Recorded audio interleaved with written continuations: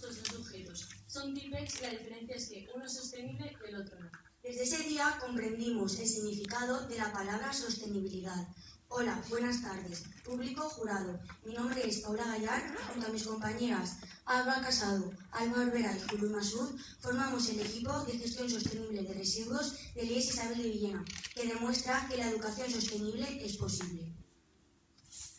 ¿Puede ser la educación sostenible el motor que frene el cambio climático? Sí.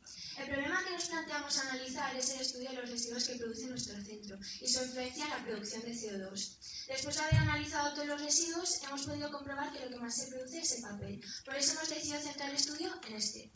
¿Saben cuántos folios utilizamos anualmente? 600.000 folios. Estimamos aproximadamente 2.640 euros en comprar estos. Este papel no es reciclado, pero sin embargo no lleva cloro. La educación sostenible es sencilla. ¿Cómo? Comprando papel reciclado, ya que de esta manera reduciríamos las emisiones en 4,2 toneladas las emisiones de CO2, ahorraríamos 12.000 kilovatios de energía y también evitaríamos la tala innecesaria de árboles. También informaríamos a los diferentes beneficiarios acerca de cómo se está desarrollando el proyecto, a través del blog del proyecto, carteles, campañas informativas. Enviaríamos informes a la Consellería para así poder acceder a todos los centros de la Comunidad Valenciana y más adelante a los de España. Otras soluciones alternativas que hemos implantado son, por ejemplo, la reutilización de papeles para hacer exámenes, recogida de latas para poder venderlas a alguna empresa que nos la quiera comprar y así crear una fuente de ingresos.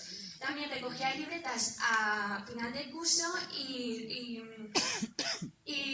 recogida y reutilización de materiales y libros, y eso para implicar a toda la comunidad educativa.